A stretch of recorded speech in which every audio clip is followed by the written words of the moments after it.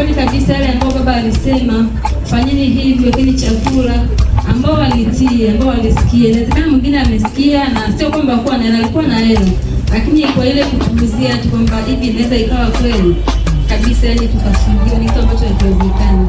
Lakini kweli ilikuwa hivyo, na mimi nilikuwa na akiba ndani ya hela. Tena nikamshauri, naomba hiyo hela nikanunulie chakula. Akasema haiwezi kuwa kitu kama hicho. Nikamwambia acha tutii neno ambalo ametuambia mtumishi wa Mungu, alafu ndio tuone. Kweli nikanunua chakula nikaweka ndani, lakini kuna baadhi ya vitu nilikuwa nimevisahau kazini. Wakati huo sasa, ile siku kama 3 zimepita, zile ikaeka zinaendelea, na mimi kwangu ni jirani na barabarani. Kweli siku hiyo naweza kusema ni mkono wa Mungu unibeba. Nilitoka nyumbani asubuhi, Mungu amelala, watoto wamelala, sikuaga ya saa 12 kasoro.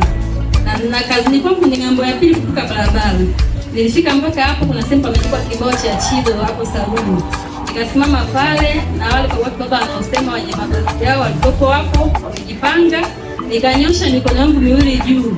Wakaniuliza kwa ukali, unataka nini? Nikamwambia nafuata chakula. Niacha kazi ya vitu. Wakaniambia pita, nenda haraka. Nikaenda nikachukua chakula nikarudi. Naweza kusema nilikuwa mgumu.